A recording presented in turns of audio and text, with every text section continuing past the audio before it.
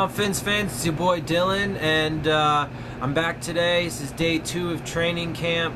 So I got a few things. I got some articles. I got some things to go through, some information. Before I get to that, though, I want to let you all know that this is going to be the first episode where I actually am going to have, some editing done to my video. So I'm excited about that. I'm, working hard to continually improve my production quality and stuff like that, make these videos better for you so you guys enjoy them a little more and stuff. So bear with me as I do that, and I hope you do enjoy it. Once this video is uploaded and done, you can see it and tell me what you think. But getting into it, so first off, I have a Palm Beach Post article here.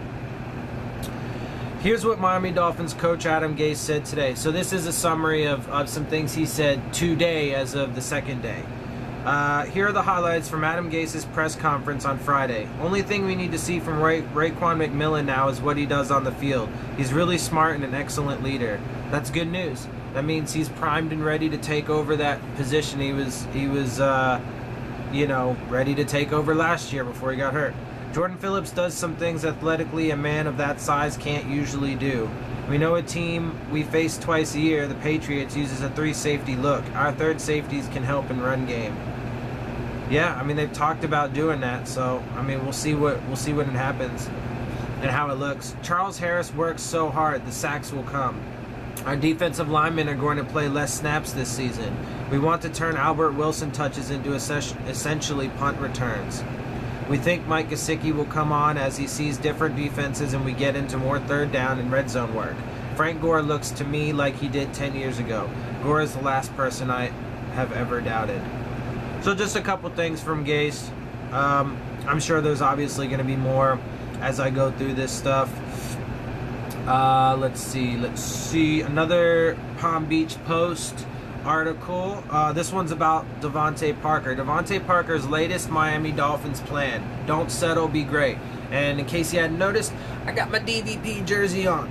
So go number 11. I suppose this could have been a Mike Wallace jersey. He was also number 11, but it's not. It's a Devontae Parker jersey, and I have high hopes for the kid. I think he is finally going to have a breakout year now that he's got Tannehill back.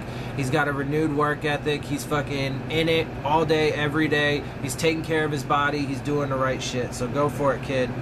Devontae Parker wore a rubber bracelet on his wrist during a Miami Dolphins training camp practice on Friday. Don't settle, be great, the bracelet read. Parker, see, look, man. Now, I know a lot of people are going to look at that and be like, whatever, blah, blah, blah. But stuff like that is important, right? He's got a bracelet on that says, don't settle, be great.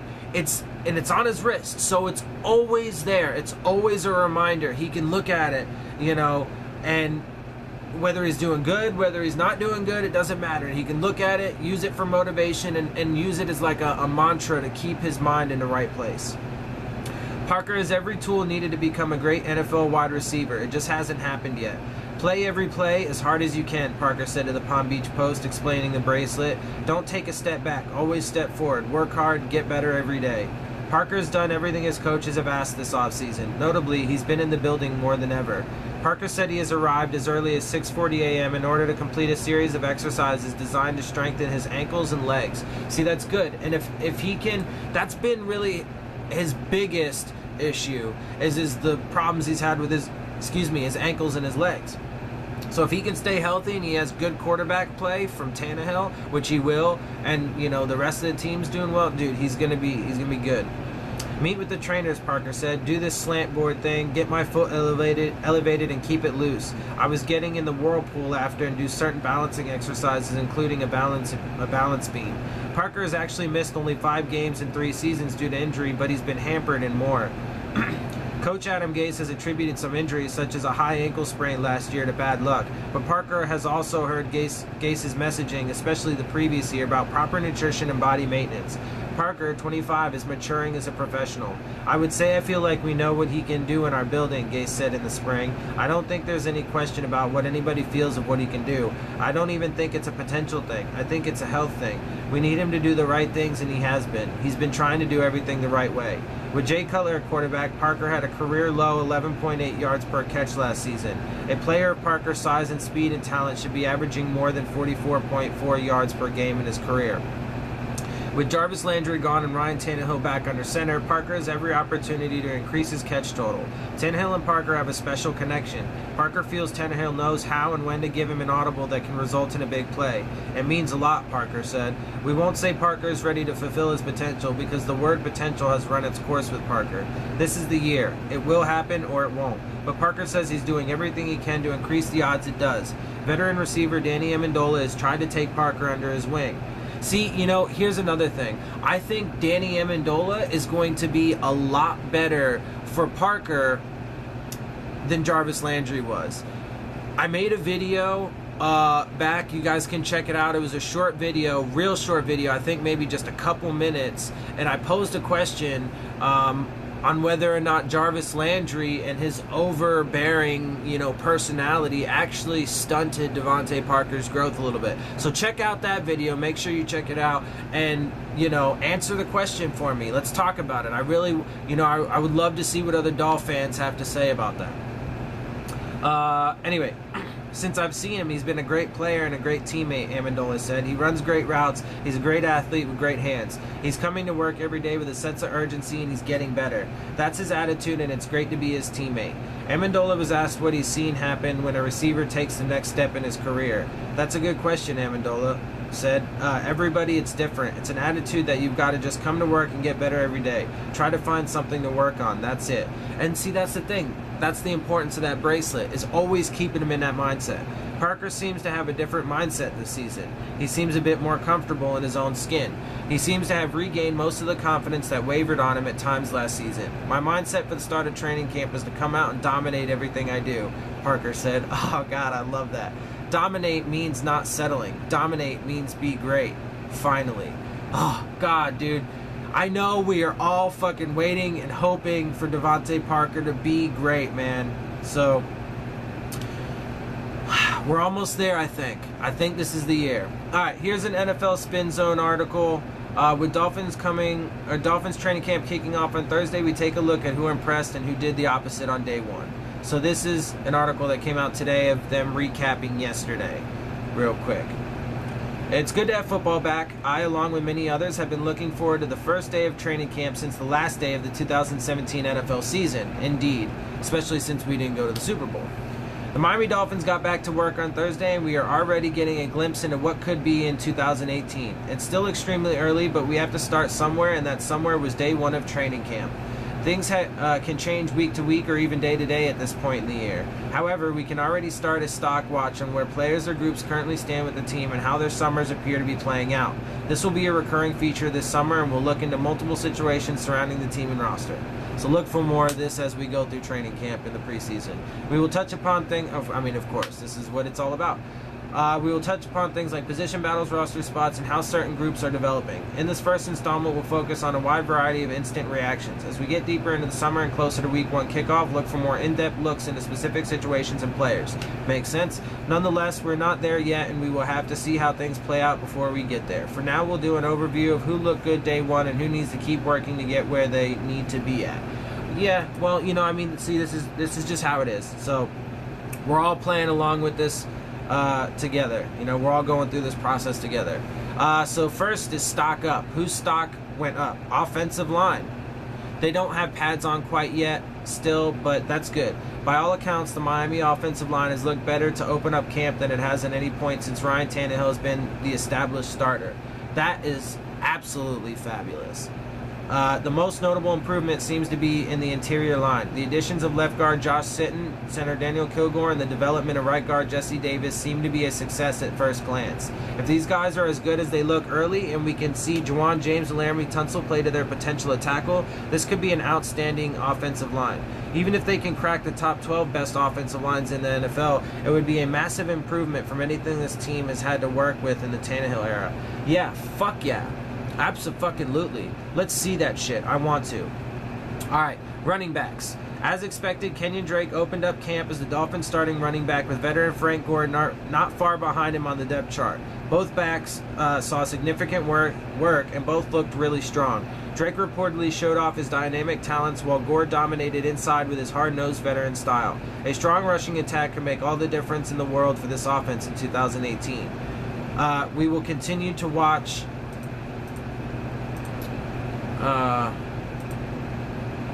We will continue to watch the running backs as a camp battle throughout the summer, but it's most likely Drake will open up the season as a starter, averaging about 14 to 18 touches a game, and Gore will contribute about 8 to 12 touches per game, depending on how things play out.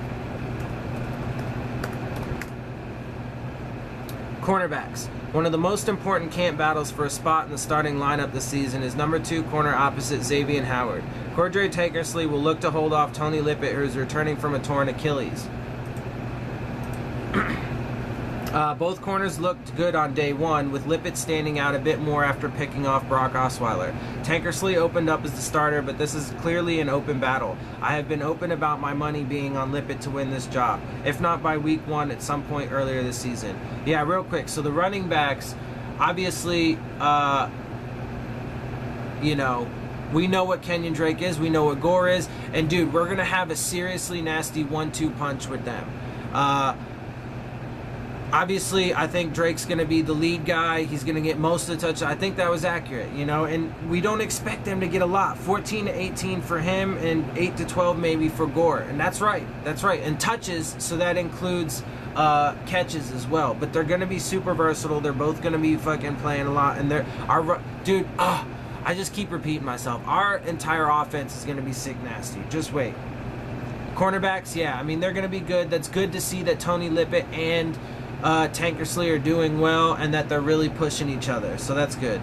Stock down. Well, this is not a surprise. Brock Osweiler. This has been pretty much unanimous. Nobody stood out in a worse way on day one than Brock Osweiler. You get the vibe that Gase wants him to step up and be the backup to Tannehill, but that's already looking like a long shot. The former Broncos quarterback looked bad early and often. His inaccuracy has been embarrassing, and he is being clearly outplayed by David Fales, who is mediocre at best in his own right. David Fales is a little better than that. Come on, give the kid a break. It's still early. Nevertheless, I wouldn't expect Osweiler to make the 53-man roster unless something drastic happens. OTAs were not good to him, and camp doesn't appear to be getting any better. We will keep an eye on this and update you if anything changes, but I have no intentions of just reporting that Osweiler is terrible every day. Just assume that unless you hear otherwise at this point. That sucks. That's funny. I don't care. Because I don't think Brock is going to be around here. And honestly, if that's one of the stock downs, I'm good with that because, like I said, I don't think he's going to be here, so fuck it, get rid of him. This next one kind of sucks, but at the end of the day, they still don't have all their pads on. All they had was helmets. Gase said Saturday they should be getting tops, uppers, and then either Sunday or Monday they'll get into full pads. Which, even though they can get pads during this time, I think they are still limited to how many practices they can actually have full pads for. Rush defense is the other one. So there's only 2 stock downs, which is good, but one of them is the rush defense, but again, they don't have pads on. You can look at this as both a positive and a negative. The fact that they lost Ndamukong Suh this offseason makes this a bit scary. However, it could also be a good sign that the offensive line is actually playing well. The rush defense was pushed around and gashed by Gore particularly, but it remains to be seen how much of that was bad defense and how much was good offense. Odds are it was a little bit of both. Either way, we would like to see the defense improve. Miami will look for their young defensive tackles to step up, and they should have more support from the linebackers behind them this year, something this line has not had in a few years. We will keep a close eye on how this front 7 develops over the next few weeks, not just against the run, but the pass as well. I think it'll all come together. I think they'll all gel, and I think it'll all work out in the end. Okay, let's see. Next, I got a bunch of stuff, so I'm going to start trying to fly through this. Dolphins wire. Tannehill believes Dolphins can do something special. Last time Ryan Tannehill finished a training camp practice was on August 2nd, 2017, the day before he would suffer a season-ending ACL injury that would later doom the Dolphins season.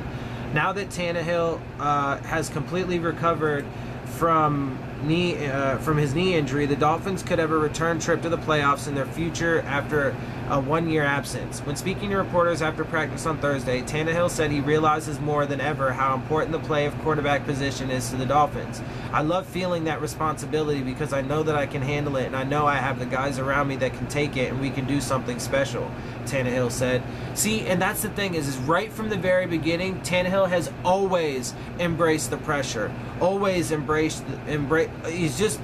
loves it. He feeds off it. Being able to captain that ship, so to speak, is a lot of fun. Not only did Tannehill miss the entire 2000... If you haven't seen it, watch John Gruden's quarterback camp with Ryan Tannehill on YouTube.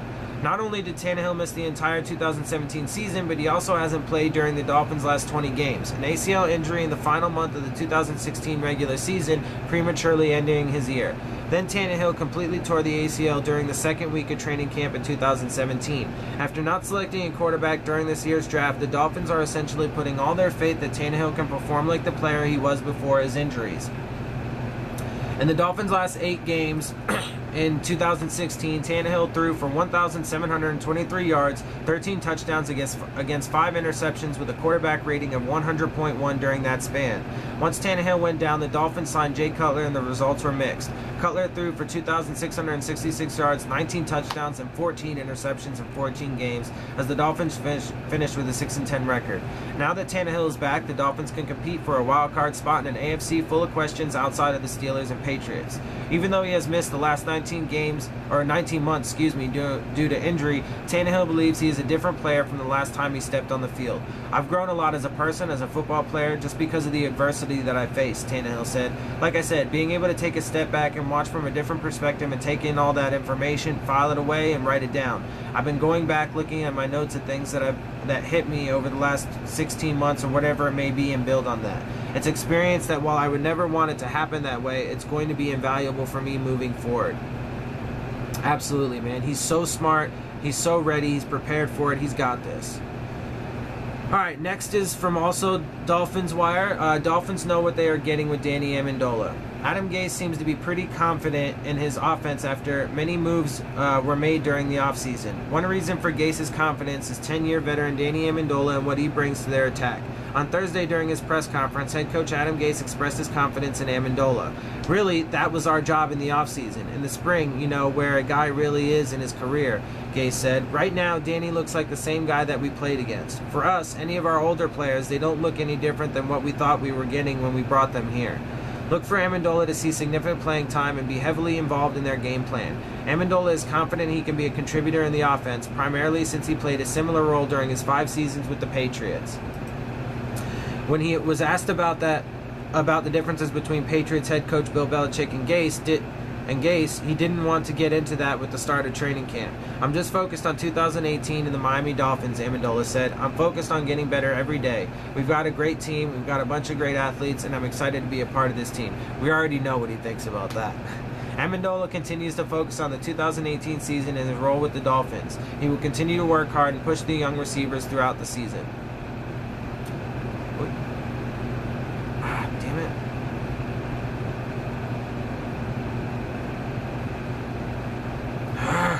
Shit. I'm sorry. 1 minute.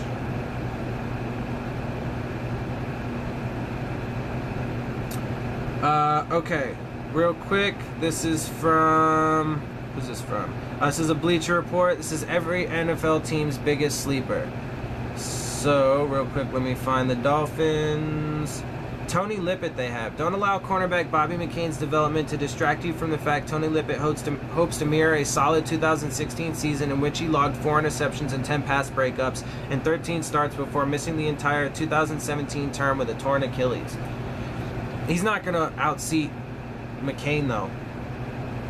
Lippett came off the board 11 selections after McCain in the 15 draft. 3 years later, the latter signed a 4-year extension, and the former will battle Cordray Tankersley for a starting spot. In a league that puts significant weight on what you've done lately, Lippett must prove himself all over again. The palpable buzz surrounding first-rounder Minkah Fitzpatrick overshadows the return of a potential starter who can match up with receivers on the perimeter. And he will. He's going to get playing time. Lippett could put his name back on the radar with an impressive training camp, but Tankersley would likely have to show enough faults in his game to lose the pole position opposite Xavier Howard. It'll be a good battle. They'll both play and they'll both do good things. Next is from Dolphins Wire. Godshaw says D-line playing with more swagger. In just his second season in the league, Devon Godshaw already notices something different with the Dolphins' defensive line. I think we're just playing more aggressive and with confidence and swagger, Godshaw said. Defensive line coach Chris Kochurik is going to get it out of us each and every day, whether that's running to the ball, being physical, mental toughness. Each and every day, I think we've just been more confident with ourselves. During the offseason, the Dolphins brought in Coach to coach the defensive line after parting ways with Terrell Williams after 3 seasons. Coach was previously with the Lions for 10 seasons, but left after Matt Patricia was hired during the offseason. The Dolphins will expect more production from Godchaux this season after the team releasing Ndamukong Suh due to salary cap issues. Throughout his short time in Miami, Dolphins coaches have marveled at Godchaux's consistency. As a rookie last season, Godchaux registered 40 tackles and 1 forced fumble in 15 games with 5 starts. But Godchaux believes he will be a better player this season because he has to line up across from Josh Sitton every day during practice. The Dolphins signed Sitton to a 2-year, $13.5 million contract during the offseason. Not only will Sitton make the Dolphins' offensive line better as a whole, but apparently he will improve their defensive line as well. I love going against Josh Sitton each and every day, Godchaux said. He's going to get me better each and every day. He's a vet, all-pro, Pro Bowl guy. It doesn't get much better than that. He's one of the best in the league at it, if not the best. Going against him each and every day, Daniel Kilgore, Larry Tunsil, Juwan James, and Jesse Davis, it's going to get us all better. Abso-fucking-lutely. Let's keep it rolling, guys. Let's do this shit. Sorry, I'm just trying to move through these kind of quickly because there's a lot of stuff. Pro Football Talk. Tannehill feels 2017 was an invaluable experience. Dolphins quarterback Ryan Tannehill is back on the field after missing the end of the 2016 season and all of last season, which adds up to 19 months away from the game and big questions about whether he can be the player the Dolphins need him to be. Tannehill said that he accepts that and loves feeling that responsibility when he's on the field. He also feels that his extended stay on the shelf because of knee problems has left him better equipped for the job than he was before getting hurt in 2016. Yeah, I would say I've grown a lot as a leader, Tannehill said via the Miami Herald. I've grown a lot as a person just because of the adversity that I've faced. Like I said, being able to take a step back and watch from a different perspective, taking in all that information, filing it away, writing things down. Blah, blah, blah. We've already heard all that. So with David Fales and Brock Osweiler as the other quarterback options in Miami, there probably won't be much hope for success in Miami should Tannehill get hurt again or struggle in his return to game action. That makes for a lot of pressure for a quarterback, but there's nothing for Tannehill to do but embrace the chance to answer questions about his fitness for the job once and for all. He's got this. Not even worried. Let's see. Buyer beware. Dolphins defensive tackle Jordan Phillips in a contract year from Dolphins Wire. Where is it? Jordan Phillips showed up to training camp in shape and looking very lean. That sounds like a great thing since the defensive tackle spot is wide open after Ndamukong Suh was released. However, the Dolphins should approach this season with caution. Jordan Phillips is entering the final year of his rookie contract as he is set to be a free agent next year. Throughout the years, Phillips has flashed playmaking ability from the defensive tackle spot, but he has been inconsistent with coaches calling out his work ethic. But that said, maybe Phillips saw Suh being released as an open door for him to fill that role and play the 3 technique as an attacking defensive tackle. Suh's 3 technique spot will be complementary to his skill set. It could be possible that his lack of production was also because of the different roles he played on the defensive line and not playing to his strength. Contract years are very tricky when teams are trying to decide if a player is motivated by the money or the light bulb finally came on. Either way, decide that later. Let's get the motherfucker playing at a high level. Alright, let's see. I'm almost done, guys. I got a couple more things. These are going to be straight from Dolphins.com, and it's going to be some stuff pertaining to today's practices, which is good. So, this first one is going to be John Kangemi's 3 takeaways from day 2 of training camp. I gave you day 1 yesterday, so let's do day 2, see what he says. Crisp execution on offense. That's good. Day 2 of training camp brought more consistency on the offensive side of the ball. Quarterback Ryan Tannehill was on time and on target all morning long and seems to have complete control locating the football away from coverage. Tannehill connected with wideouts Kenny Stills, Albert Wilson, and Danny Amendola early and often on short and intermediate throws. This passing offense will be at its best when Tannehill can spread the football around, applying pressure to all areas of the field. One fact about Wilson is his ability to get the ball in space and then turn a simple completion into an explosive play. Jakeem Grant has that as well. Deep ball connections. Multiple receivers were able to get behind coverage today and stretch the field on the defense. Reserve quarterbacks David Fales and Brock Osweiler both found success on the deep ball. Fales connected with Albert Wilson down the middle for a touchdown, and Osweiler twice delivered perfectly thrown passes for huge gains. He lofted one down the sideline to first-year pro Francis Owusu, and then later threw a strike to Isaiah Ford deep down the middle. The competition for the backup spot at quarterback should be a tight one, and both players today proved why it might take a while to come into focus. It's going to be fails. Good for Osweiler if he picked it up. I mean, I feel for the guy, but I don't think he's going to be around. And man, Bryce Petty ain't got no chance. They hardly anybody even fucking talks about the dude. Pursuit to the football. Although I think he has eligibility for practice squad. So, although the offense had the upper hand in today's workout, the defense had some bright spots to get excited about. 7th round draft choice Quentin Poling seems to have a knack for getting his hands on the football. Today in the team portion of practice, the reserve linebacker stepped in front of a pass for his first interception in training camp. That makes 3 interceptions in 2 days of work for the defense, and that is something this unit must improve on from last year. The focus for the entire unit from OTAs and now in training camp is to find the ball and get there in a hurry. Getting more bodies around the ball should lead to more disruption and success for the defense. It's exciting stuff, man. It really is, and obviously it's still super early, but every day gives us a little bit more information, a little bit more of a glimpse, and today's the 27th, so we have like a week and a half before our first preseason game, guys. This upcoming week is the first preseason game, period. What is it? Bears and Ravens, I believe. Should be a good game. The Hall of Fame game. All right. And here's one from Alan Pupar from Dolphins.com. So, Camp Insider, Tannehill, Amendola finding a connection.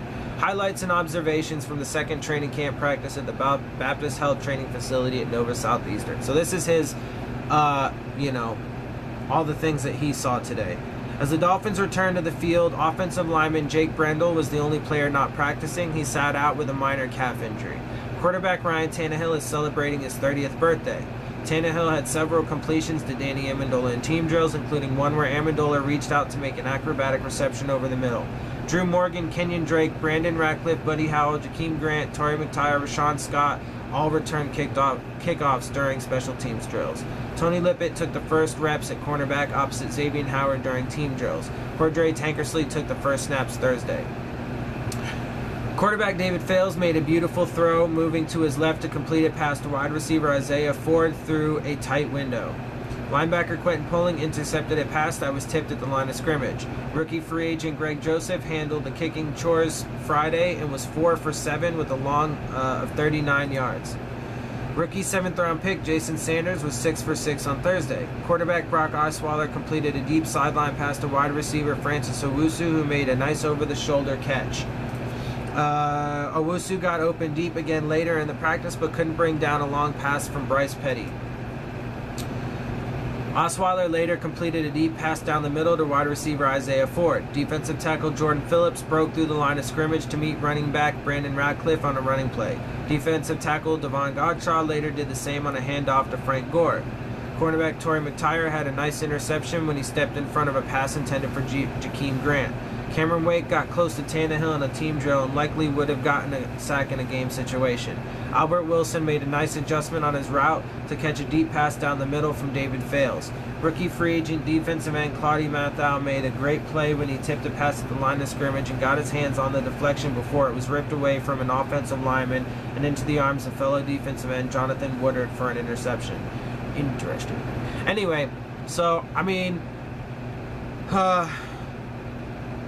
well, that was a lot of stuff. It was a whirlwind. I know I speak really fast. I talk really fast. And I know I was kind of flying through things, so I apologize for that if it was hard to keep up. But there's a lot to get to, a lot to talk about. And it's all really exciting. It's time, guys. It's football. It is here.